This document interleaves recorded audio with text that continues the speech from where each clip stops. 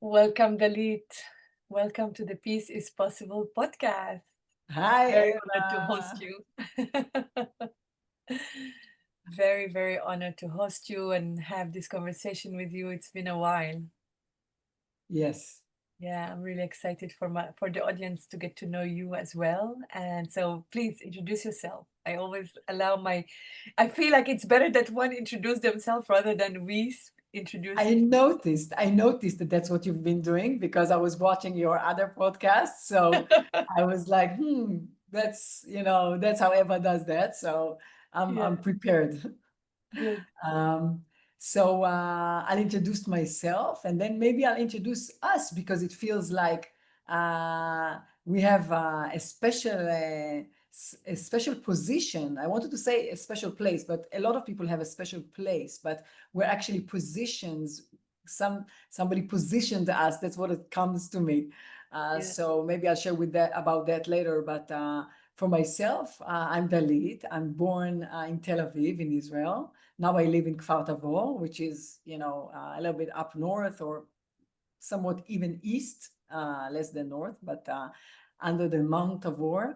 And just been called a few years ago to just land on a land and not in a high building. And that's what I did. So I'm following spirit. I studied spiritual psychology, graduated 2003 and came back to Israel with the rights to teach this amazing master's program that we've both been a part of in each of our classes. And I think that has been the most significant mission in my life, which is allowed me to give a lot of tools, a lot of support to a lot of people on this journey of awakening to our authentic self and to who we really are. Amazing. Thank you, Dalit. Yeah. I can add that when I got introduced to you, I remember I told our teacher, and we didn't do the program at the same time. I did it in 2010. I remember I told Dr. Ron Holnick at the time saying, yeah, spiritual psychology, this works well in Santa Monica, like sitting in the US, but like these tools don't work in Israel. Like as soon as I get to Israel or Palestine, I get triggered and none of these tools work for me. And I'm just like upset. And I remember he said, oh, that's great. You should be Dalit. And I'm like, and I remember the email was delight at Gmail something. And I'm like, oh, this person's name is Delight. I'm already delighted to meet you. I didn't even understand that your name was Dalit. And I remember I arrived there. I arrived to meeting you first. You were doing this technology. I call it the technology of USM. Technology. This technology in Tel Aviv, and I was just out of a fight with my brother. And I came and we didn't have time to speak. And you asked me to step directly into a trio, which is also the methodology that we use. And I remember I sat there with Jewish and processed my fight with my brother. And for the first time in my life, and I grew up in Israel. I was in a lot of programs that were Jewish and Arab coming together and creating peace. But here, my identity as Palestinian, as Muslim, as Arab, as woman, like none of my identity mattered as much as what do I do with the trigger and how the other person is holding space for me. And I'm like, oh my God, I can experience that not only in Santa Monica, I can experience it in Tel Aviv. And that was mind blowing. That was like our first meeting. And after that, yeah, the rest is history. So I'll let you continue. But that, I remember that was like, for me, that's moment, that's heart, that breakthrough, I would say, is what allows me now to do the work. And that was like, what, 14 years ago or more?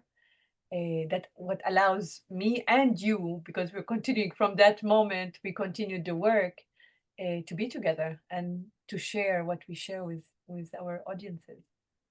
I think it was of like everything, but we have a proof somehow that it was spirit led because Mm. that was the only day that you could meet. It's not even, and we never met. So it's not like I even was trying to plan anything. Or, of course, you Mm-hmm. didn't plan to have a fight with your brother. So I just told you, kind of like apologetically, that I'm not gonna have a time to meet you because by the time you land, because you landed and you only had that evening, we Yeah. were Yeah. at the port in Tel Aviv and you were in Jaffa. So that's the only evening that I have. I said, well, you're just gonna have to walk in this, because we're practicing today with our graduates. And I kind of like, and you walked in, so I mean, Spirit didn't even allow for a human to human introduction Mm-hmm. before she put us in the field together. Mm-hmm. And only from there, I remember we went to this coffee shop and then we started Absolutely. saying, Yeah. Yeah. so I would say that, from that time until now, I never even imagined that I will have someone so significant like you in my life. Mm. The fact that you are here, Mm-hmm. on planet Earth and sometimes in Israel, uh, is very significant in so many ways. Mm. It's more than friendship because we had made a commitment on some level. Uh, I don't know exactly why this word comes up, but it's kind of like the commitment that we commit to ourselves, to our whatever our true self or us as spirit, these promises, that the intimate promises between our personality and what we're meant to bring or supposed to do or whatever you want to frame it. And the journey that we embarked on together, I mean, was just unfolding in front of us, and here we are. So thank you so much for who you are and for how much you love me and how much you allow me to love you back. That's the Yeah. journey. That's definitely the journey. It's been a beautiful journey because it's not that, like, it's not linear. It's not like we met, fell in love, and continued collaborating. It's like we met, we fought, we went through different. So I would love for you also to share that. Feel like when I say peace is possible, people think it like, oh, we're peaceful and we meditate and we're like in such a field of calm and mindfulness. And I'm like, yeah, there are moments like this, but most of the time, peace is possible because we actually sit in the shit. And excuse my term. It's like we sit with the trigger, we process, and we've had so many moments like this. And Yes. despite these moments, we also have moments of peacefulness, of calmness, of connection. And for me, this is really what the message I like to teach and convey is like peace is possible, even in the midst of chaos, of war, of genocide, regardless of how we call what's happening. It's like we can envision and hold on to a rope of hope. And this is how we do it. And so I invite you to say more about that. What comes to mind is that I think one of the things that we found out a couple of very interesting things about what is peace, how it's even felt. And the first thing that we found out, I think, is that people don't know how it even feels to be Mhm. at peace. So if we as humans, we don't allow ourselves to be in that frequency because it's so unfamiliar to us, it's so not even something that we can uh, like energetically know how to recognize inside ourselves. So it's not going to be possible unless we allow ourselves to feel it. And we found out through talking to a lot of people and a lot of peace activists, and that people are not really aiming for peace because peace is something that is unknown, and unknown is very scary. And then the next thing that we found is that there are certain emotions that run this conflict that are very familiar. So we chose our familiar path. The Israelis chose to look for their need for security. Mhm. For, that's a very basic Jewish thing. They're trying to hunt us. We're unsecure. We don't feel like, we need more and more security because we feel that we've been hunted for, all these years. And it's just, and then the Palestinians, they want freedom. Nobody wants peace. So everybody's aiming for some need that they feel that they don't have, but nobody is even inviting the peace. Because how do we invite something? We invite it by trying to experience it within ourselves.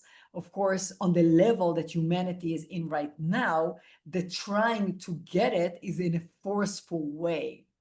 Mm-hmm. So if humanity would be a little bit more advanced, let's say we will understand as a collective, first of all, what do we really need? Oh, we need security, we need freedom. We don't need it outside of us. We need to feel it and attract it into our lives. This is consciousness. That's what we know how to do. So now here we are, knowing the technology. Mm-hmm. And I'll give the first point that was like, you know, the boat was not on very still water for the first time, that we said, okay, so we want to come up with a movement. We understand that we have the technology to actually create the peace from within to outside, because that's the only, way it's going to work. That's the only way it's going to become possible. And then you said, oh, I'm going to write a 1 page. And you wrote it and you sent it to me. And it took us a year to go back and forth with, I mean, narrative to go I back. could not believe what I'm reading. I'm like, what? In 1974, the Israelis came and they did this and they did. I'm like, what? So you wrote one narrative of the Nakba, which I've never heard of. It's not even something that I was familiar with, because I'm not a peace activist. I'm a loving person. I love human beings. I wanted to meet you because you were a graduate from my school and you are from Tel Aviv, my age, and I wanted to see if you're a cool person to hang out with. I didn't, think of it one way or the other. So that's how I fell into this information, like, oh my God. So it took us a year, remember? Took us a year and a lot of processing of A like, lot this of is how I processing. see things, this is how you see things, and understanding that the point is not to convince each other of the narrative. Like, none of us is going to buy into the narrative of the other unless we drop the story. And I think that was really a key moment of dropping the story and understanding what this story reflects for us as human being, as this identity that we each carry in our own, with no judgment, really no judgment. I think that's the beauty of all this process, has been that there was no judgment of the process, but the process is what it is. And so, and I remember when October 7th happened, we also stepped back and said, oh, no, no, no, we cannot drop the story. We need actually to take the time and see what it is for us. For me, it's been like a revolution, my own identity. For you, it's been your own story. And I find like the beauty of our relationship is the trust that we have in each other, like beyond trusting the process, but we also trust that the other is going to do the work.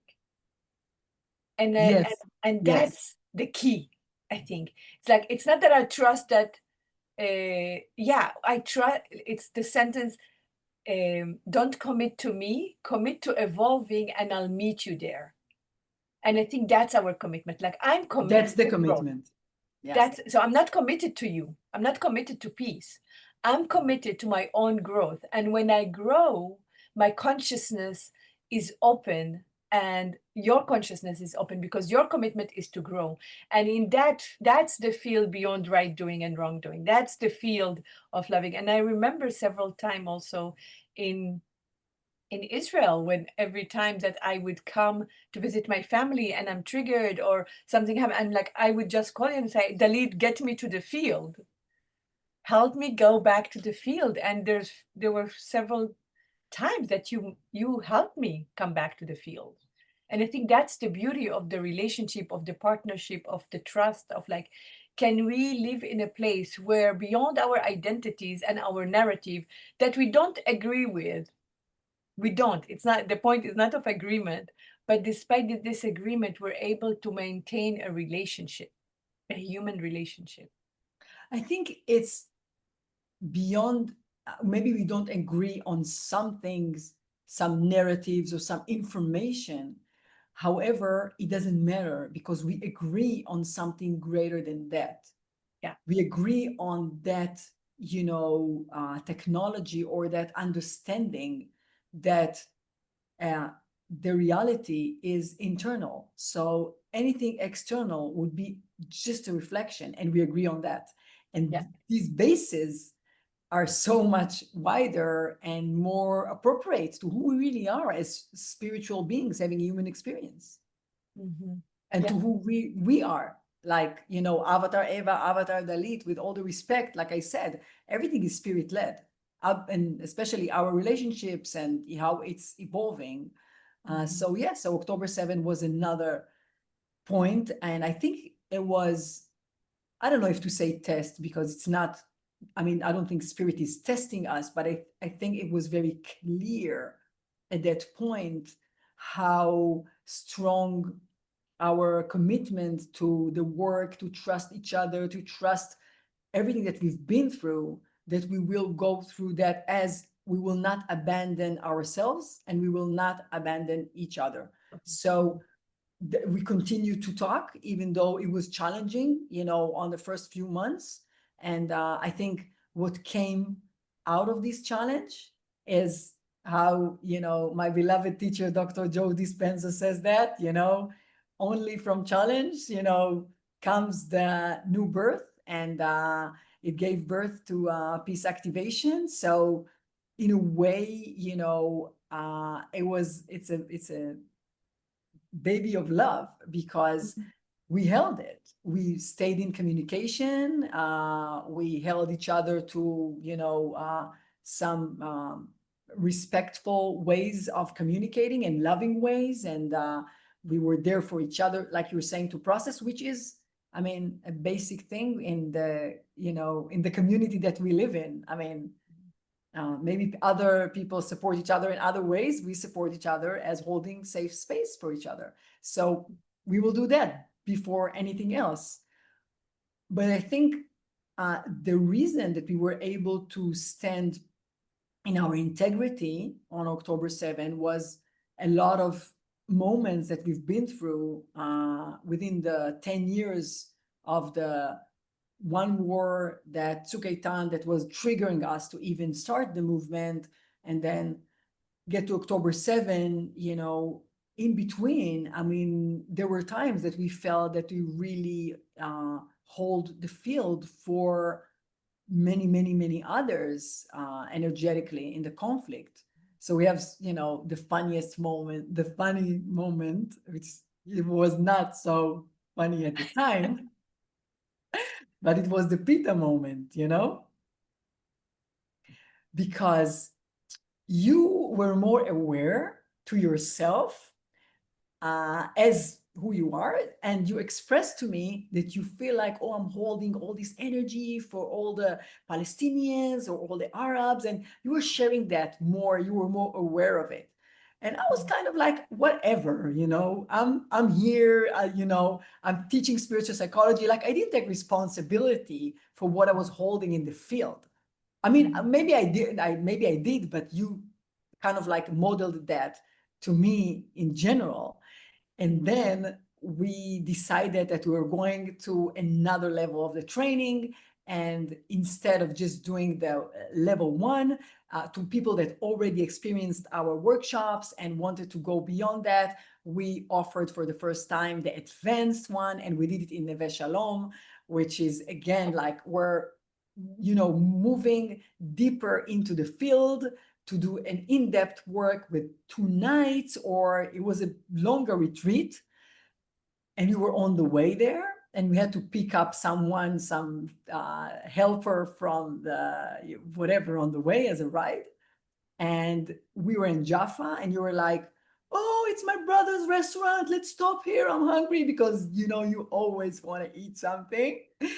So, and it's very, very good food. I agree. I mean, the Israeli, Palestinian, Arab, everybody wants to take ownership of the falafel and the shawarma because it's good.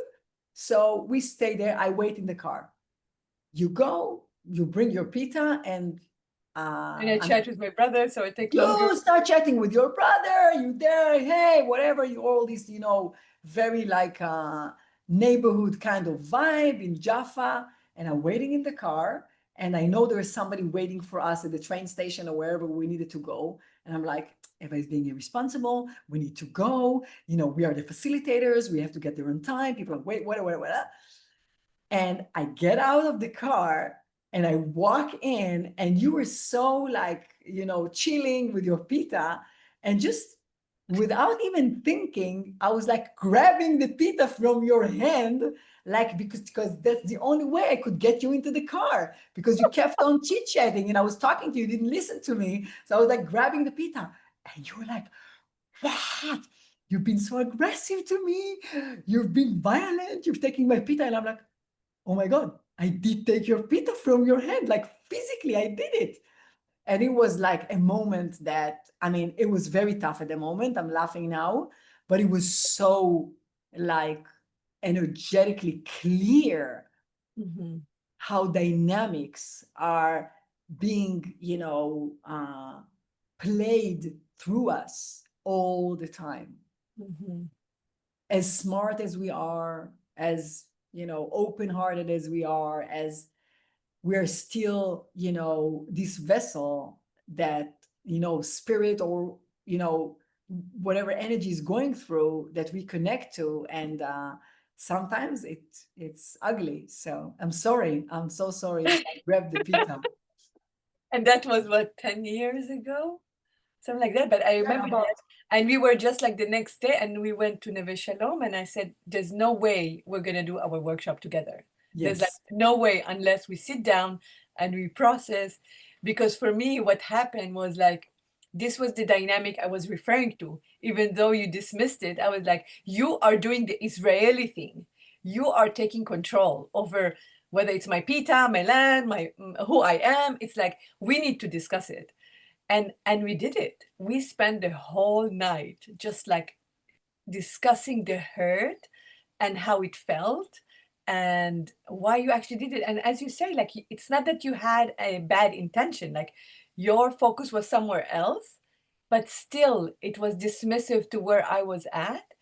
And I think that moment allowed us to dig deeper and go. It's as if spirit was like, oh, you want to go to the next level? Let me give you a trigger and Yeah. let's see if you survive this trigger. And I think throughout our 10 years of partnership, we've had several of these moments that weren't personalized per se as Dalit and Eva, but as a general dynamic. Like regardless of how much we wanted to, oh, we're just like good friend. We're both born in Tel Aviv. We love hanging out at the beach. We're both married to French, and we have our own criticism to the Frenchman. We have two boys at the same age, more or less. But somehow Spirit kept bringing us back to the field of, this is the trigger. This is what's happening in your tribe. You're not supposed to be friends. And this is why. And I feel like there's something around that. It's beyond the friendship of like, I remember even sometimes like, oh, you're the Jewish, I'm the Arab, let's play it. And I find like it became such a business in general in the conflict and peace field. It's just like a business and a token words of like we are together so that we can fundraise for something that people want to see. They want to see collaboration between Palestinian and Israeli. They want to see peace. But actually what we've seen throughout our journey is like it's really not about that. It's like, do we genuinely connect to our own story? Do we, as you say, we don't abandon ourselves and we don't abandon each other. And that's the challenge, because most of the time what we've seen is people either abandon themselves and go to completely to the story of the other and support the other, or they abandon the other to keep themselves. And so this interaction, this in between of being with me while still being with you, even though I disagree 100% with you, or 80% or 50, doesn't matter. But I'm still with you in the challenge. And I remember we had discussion even since October 7, where I said, like, I don't see you. Where are you? I'm like, let's meet. Where are you? And you're like, I can't. I just like can't meet right now. We can meet individually, but we cannot hold anything together right now, because you're dealing with what you're dealing with, a lot of the parents and families of hostages in your own school, and you just couldn't bring yourself to that. And I was dealing with what I was dealing, which is like a lot of my family in Gaza that died, my family in Jaffa, my family, like family and friend in the West Bank, that, where I'm like, no, the rule is like you don't connect with Israeli right now. I'm like, but she's not Israeli, she's my friend, you know? And that's the main challenge I think that many are experiencing right now. And for me, peace activation is like how do I still activate peace inside of me, stand in my dignity and in my integrity without abandoning you and putting you in the boxes that this polarization of the two camp turn to be. It's like there's two camp, but actually there's no two camp. There's like millions of camp, because each of us is a camp in its own with everything that's going on. And I think that's really the beauty of the process and the invitation, because we just did two workshops. We did one in January. It was our first workshop for a long time, and now in May, and we're heading to our third one after 2 years of actually not doing anything. And I feel like this pause is so important. It's like we didn't rush to collaborate for the sake of collaboration. We honored our own internal process, and we came to it when we were ready.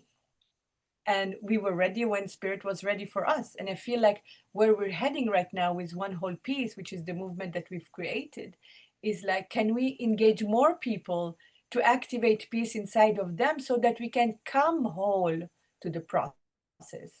And that's where my question is like, so is peace possible? How do you see peace as possible? Or if you want to add more to what I just What? shared. Well, yeah, I mean, we'll answer your question as well because what comes to me when I listen to you, what comes to mind is like you're always talking about Rumi's field, and I have this, quote in my head from, the Course of Miracles. It's like only love is real. Yeah. Only love is real. Mhm. And we really are in this field. And so when we were going with our innocence, which I love about us as well, because we Mhm. have this frequency that we hold. So, some people do. I mean, you have it, I have it, some more people have it. It's like we still keep our innocence, even though we've been through so much and we've seen a lot of things. I mean, as human beings, we keep that angle of fresh, innocent, and it's about love. And I Mhm. think what we experienced in the peace activation field in general is, maybe I would say for myself, is disappointment. Is like you're saying, it's a lot of politics and a lot of make believe and a lot of money and a lot of things that, I mean, listen, we have tools, we want to give it to you. It's like it's really going to transform. It's really, this is going to make what's going to make peace possible. And if it doesn't sell or if it doesn't look, so we kept our integrity, we kept our rhythm that would put us also where we need. And yeah, we needed a year to process, we needed a year to individually process, and spirit brought us back right when we were ready. I mean, brought you from Costa Rica, brought the funding, brought the place, brought the producer, because it was time. So we keep on listening because it's unfolding, and it's just an amazing journey of realizing what peace really is, Mhm. because I didn't have that realization. When I came to Santa Monica, I was suffering horrendous panic attacks. Like I had no peace of mind whatsoever. I didn't know even how to turn off these negative thoughts. And that was the trigger. That was the reason why I decided to drop whatever I was doing. I was a director in a high-tech company. I was, on a fast pace to making a lot of money and suffering a lot, which is what I started feeling. And I'm like, no, no, no, I'm not going to suffer in this world. To me, it was very painful to be in this energy of being in corporate and making money. It was painful, but I, kept until I couldn't. And when I came to Santa Monica, and they say on the first, it's a week long event, and we have like 9 of these each year. So that's the program. So the first, weekend that I came, I said, pick a quality. And I remember Mary, our teacher, she was doing like this meditation. I didn't even know what meditation is. And I was like so like a fish out of the water. Like, what am I doing here? How do they even see things? I'm like, my mind is going like I'm nobody's there to even stop these thoughts. And then I start crying because I couldn't see anything in the meditation because I didn't know how to meditate. And then Mary comes to me and she says, which is an event. I mean, for people who are listening, it's like 240 people in the class. So the teacher comes to me. I might have been, really, maybe I was really like crying. I don't know, because Mary usually don't come to people. She came to me and she said, I said, I didn't see anything. I didn't see anything in the box. She had a box and we had to open the box for the quality. And I'm like, I didn't see anything. She says, why did you come to school? Why did you come here? And I looked at her like, I want peace. I want peace. And she said, I was referring to the fact that I had no peace of mind. I mean, I didn't even think about Israel or whatever. I just needed peace for myself. And she said, okay, that's good. That's your quality. And I came home, and the homework was to start practicing your quality. And our teachers said, you you start with what you have and you try to make more of it. So if you want, like, peace, then you start with what you have and you just try to create more events. Like, that's how you work with the quality. And I had nowhere to start. I had nowhere to start. There was no reference in my field of what is peace. And for me, peace was not possible. So maybe for some people, peace is still not possible. But I made it a point that it will, because that's why I came to school. But I couldn't work with the quality. So on the following month, I asked if I can change the quality, and I changed it. I actually picked courage, which is something that I'm very used to. And Courage. Yeah, courage, yeah. courage. Mhm. So I was very courageous. I really worked well with the quality. What? The fact you. So since I couldn't work with peace, I picked courage, and that's the quality that I worked with on the first year that I studied spiritual psychology, which is a whole story of itself, because courageous I am, and that I knew how to work with. So I made a lot of changes in my life because I was awakening. I mean,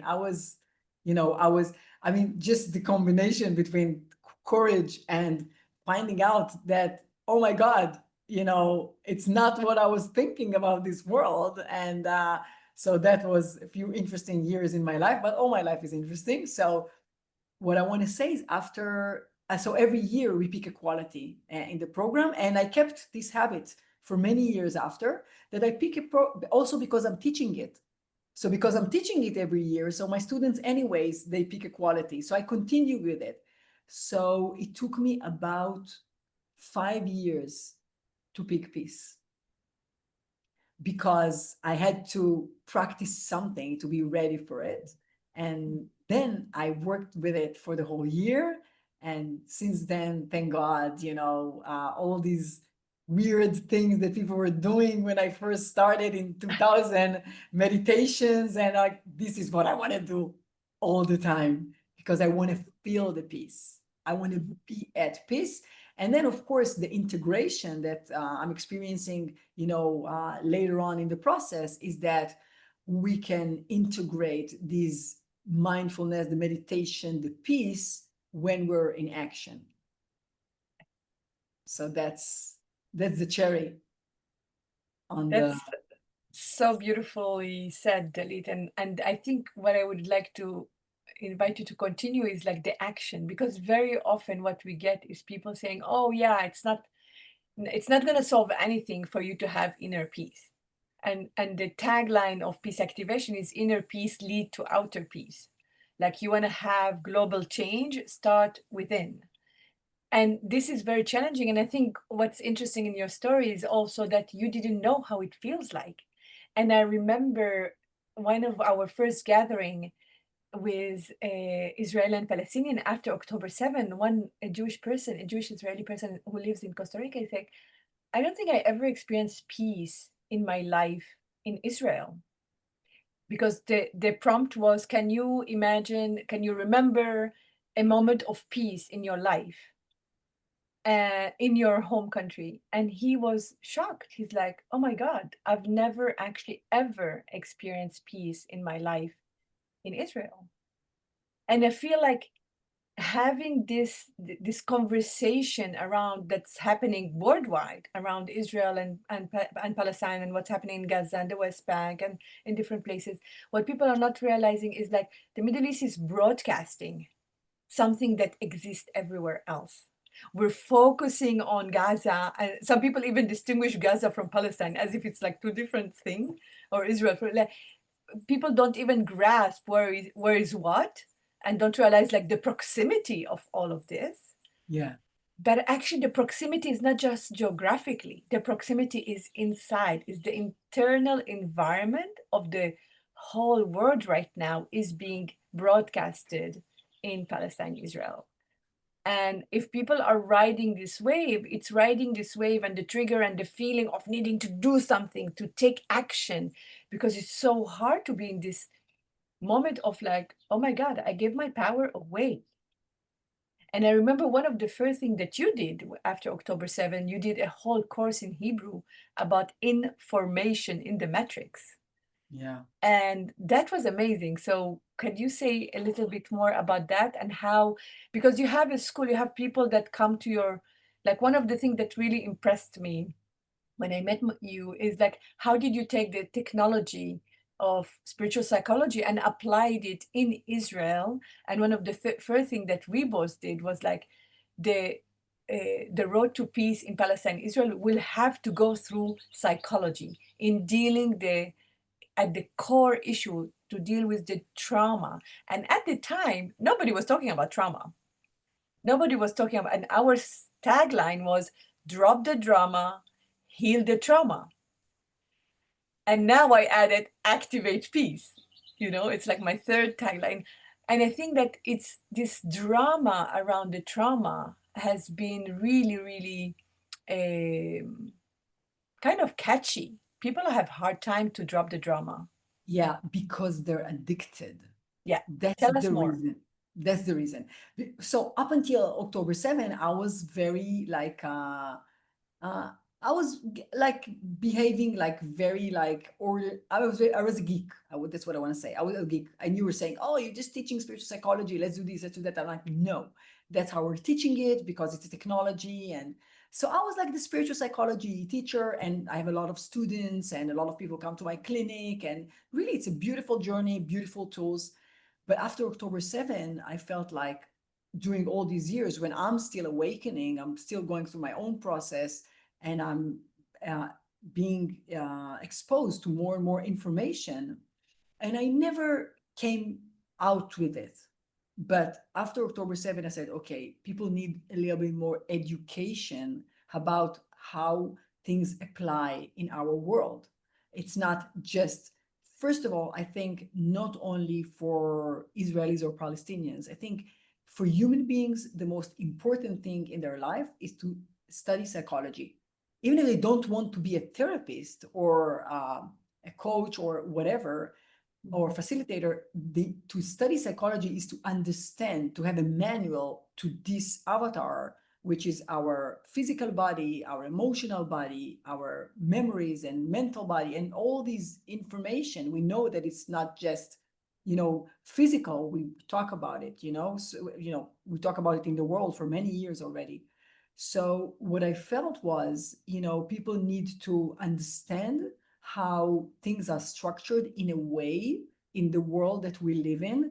It's just a structure. It's not something to say negative or positive about the world, just about how we humans designed it. And again, not to blame a specific human. That's not even the point. The point is that in the false matrix, which is, all the systems that we live in, educational system and health system and food and, all the important things, uh, there is a methodology there that we are in the system as, we're captured in it, where we are the hostages. Everybody, it was very tough to say it after, we have hostages in Gaza. So I didn't want to offend anyone. And I understand that people that choose, souls that choose to, be in this position, I 100% believe that it's a choice. It's a choice to come to earth, and it's a choice for sure to have these like really challenges, positions. Like I said, we're in a position, and if somebody was agreeing to be positioned as a hostage, a war hostage, or, it's really, I mean, huge contribution to whatever needs to happen to reflect to us that we had been hostages all Mhm. this time.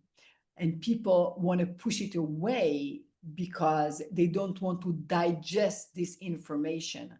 So that's why you remember it from my lecture, because I was just saying it's information. So these Mhm. are forms that want to come in so we can digest it. We can digest this information, but it's so painful to think Mhm. that the people that we believed in, that we trusted, it's the doctors and the judges and the politicians and the people that's supposed to take care of us had failed us. Mhm. So it's a psychological issue for people not to digest it, also because they're addicted to drama. Mhm. So when we offer them, for us, because we are committed to growth, so for us, heal the drama, heal the trauma and drop the drama, or drop the drama and heal the trauma. Mhm. I mean, we're like, okay, we take responsibility. If Dr. Joe is saying that everybody's addicted to drama, then I'll look into myself and I see, where am I still addicted? But most people are like, oh, no, no, I'm not addicted. No, I'm fine. Everything is fine, right? So that's because they're addicted to other things that are, Mhm. still.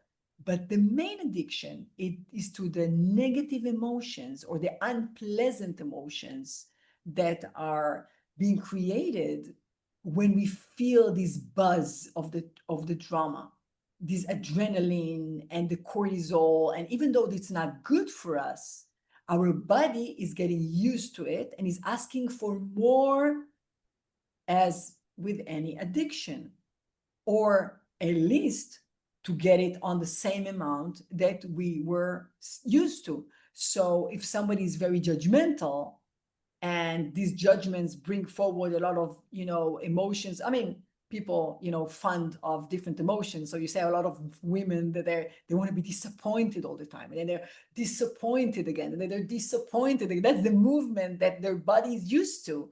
So they will Mhm. find triggers because their addiction is gonna require that. And there's like, I'm just being like, I'm not saying it because of gender, but because of experience, because I see it. These motions, these are most a lot of these motions of being disappointed, you see in the female body, and then you see with the male, or with the toxic masculine that comes within a man. Then you see anger, and then anger becomes rage. And so this is the addictions to these emotions, because we're used to them. And so the process that we are offering on a energetic level is this transformation. So you take these emotions that you're used to, people, and you just drop the identity around it. So you don't identify yourself as a part of the story feeling this particular emotion. So that's the hard part. That's what is hard for people, to drop their identity, because they think that they are there. They think, oh, I'm Dalit, how can I drop Dalit? But you're not Dalit. We agreed on that on first class. We said we're spiritual beings having human experience. So that's how it implies. If Mm-hmm. I'm not human and I'm just having a human experience, then dropping my identity is the next step. It's a more challenging step, because like you're saying, it's more practical.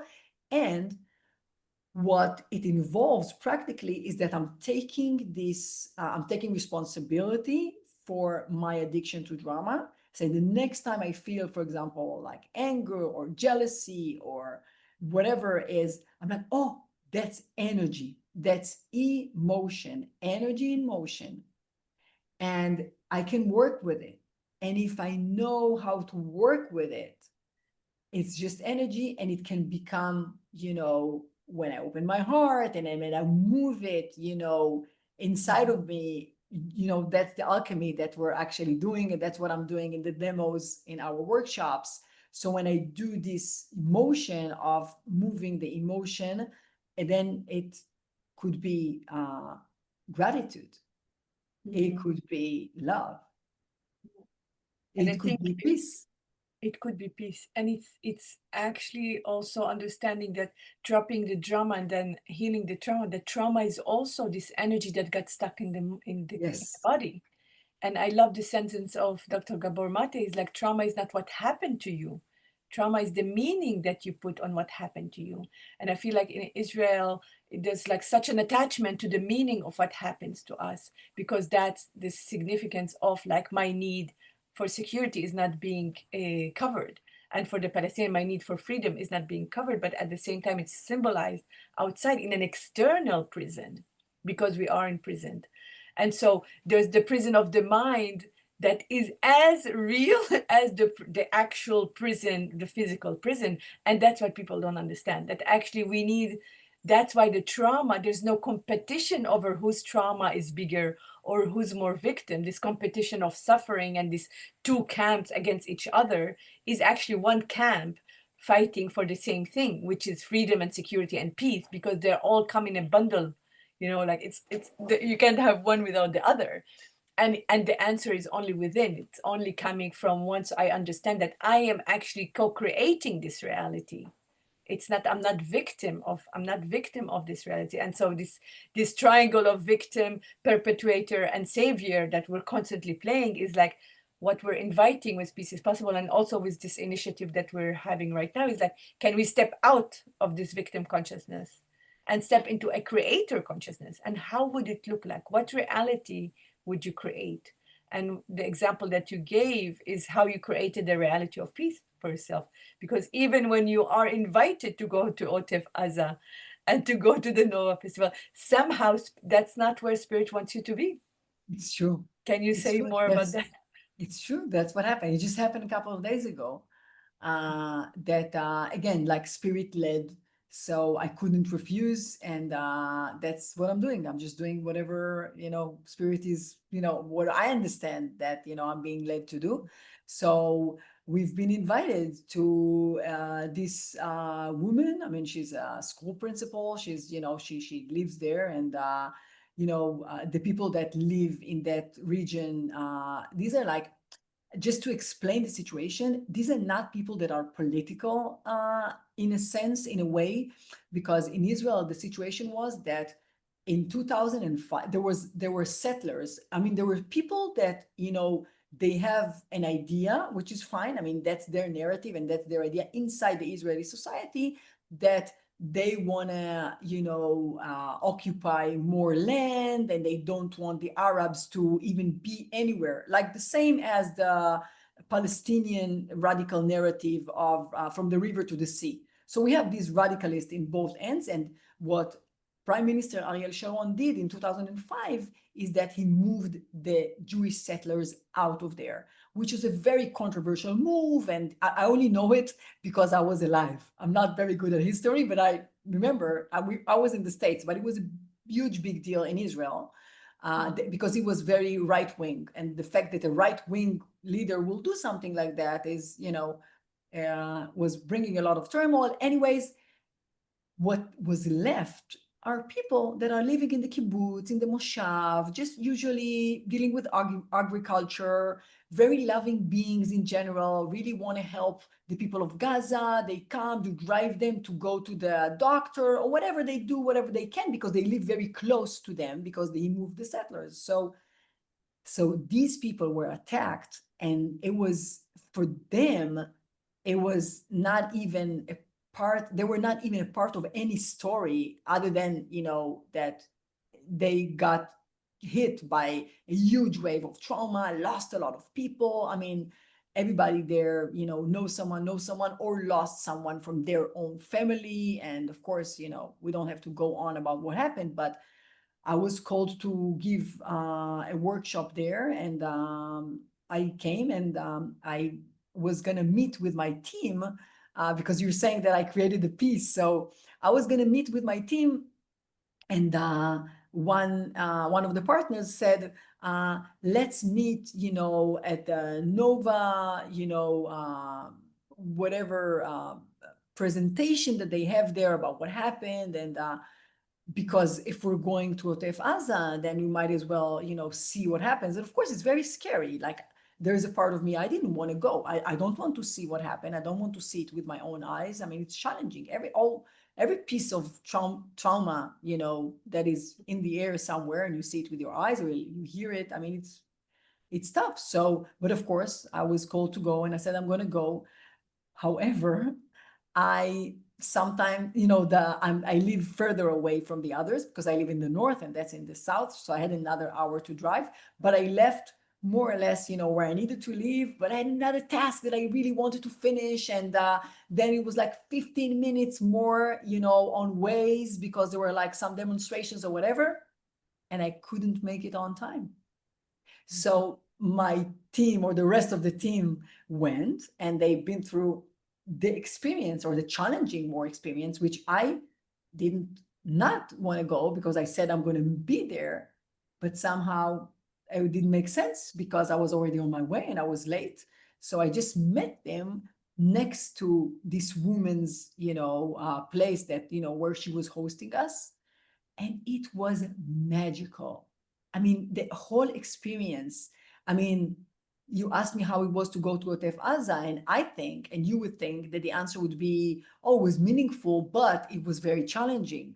Now, it wasn't challenging. It was super uplifting because what we do in our workshops, I mean, when I come to give a lecture, I don't just give the lecture. Of course, in spiritual psychology, we know that practice is the way we learn. So I'm really interacting with the people. And of course, I mean, the stories, when people, sit there and this woman says, our best friends, I mean, she's like, whatever, 60 years old or 70 years old, is like, our best friends, were killed and them, and, and then we lost, that person. And then everybody's telling, something that is like horrifying, it just happened.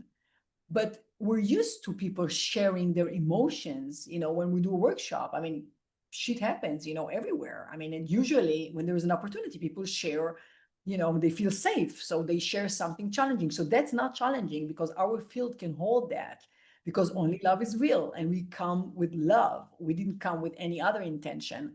So that's easy for us. The bonus was that the place itself was so magical because it's like the end of the country. It's in the middle of the desert. It's a huge land. And I moved from the city to the village 2 years ago. And all of a sudden I felt like, oh my God, I live in a city. It was so wild. It was so open. My heart was so open. The woman that was hosting us was so lovely. And at the end, we seeded, the idea that we're gonna come back, and she's gonna lead it actually. But of course, she asked us to participate, and we said yes. And she wants to open a center. She wants to open a healing center there, and that was her intention of inviting us. And she showed us the place, and she's going to remodel it, and was just very, very magical, and even more opportunity for peace and more opportunity to give people the tools just like that, that evolved out of thin air within a few days of us saying yes to this Mhm. invite. Thank you. Yeah, it's so interesting, I think, for people that don't know the context or how this reality, this like you're sharing this magical experience in the midst of a genocide and in the midst of chaos in Israel and lots of And demonstration you and hear the war. You you hear hear the the war. I have to bombing. say, you hear the bombing. It's very, very close. And Yeah. Israel is bombing at the moment. I mean, I don't know what they're doing, most of the time, but you hear the bombing. It's very strong. It's not all the time, but you hear, bam, and it's very strong, and you feel, but I don't feel scared. I understand it. I mean, I understand. I'm not like attacked. I don't know what it is. I don't know what happened, but I'm there, and she has all these fountains, in the yard, and all these beautiful like trees and fruits and animals and horses, and you know, I'm like, I'm in I'm in a magical desert, or Mhm. magical garden in the Yeah, middle of the desert. in the middle of desert, in the middle of war, In the chaos, middle of and the just war, in the middle of the chaos, but I'm here. I'm here in this exactly. garden. Yeah. And I think that's for me, that's the beauty of peace is possible. It's like which narrative or which world do we want to create together?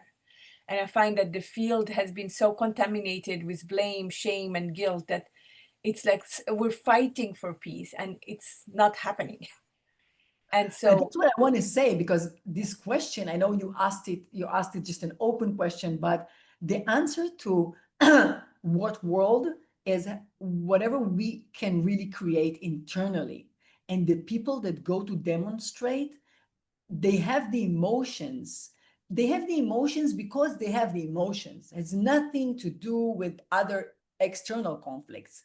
So they express their emotions by projecting it on a story, because they don't want to take responsibility for their own story, which is what we did after I grabbed the pita from your hand, because I didn't have any choice.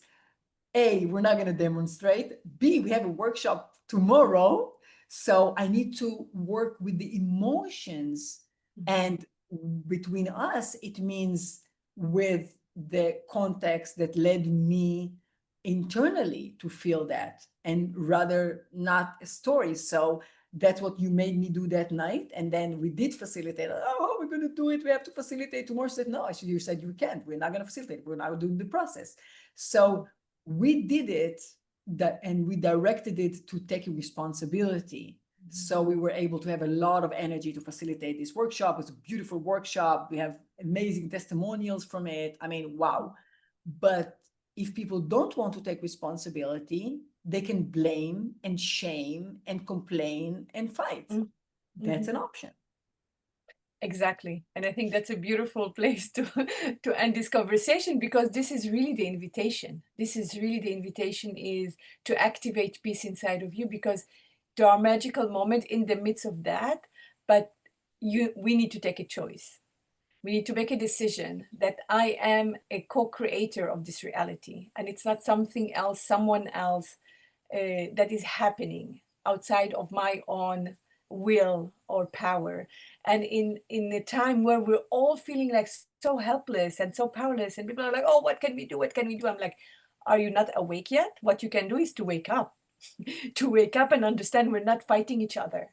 We need to stop fighting each other. We need to like create this field and stop blaming and doing this is right, this is wrong, and understanding that we're being programmed and manipulated and informed the wrong information, and take ownership and take sovereignty over our life, our minds, our heart, and know that only the heart can tell to the mind what is possible. And that's also what peace activation is all about. Only I let your agree. heart tell your mind what is possible. So thank you, Dalit. Absolutely. Thank you for this Absolutely. Thank you journey. so much. Feel so honored to be, yeah, in partnership with you in here.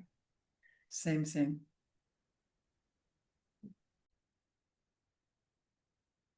Thank you for listening to the podcast Peace is Possible. Please share, tag, and invite your friend to listen to it. See you next episode.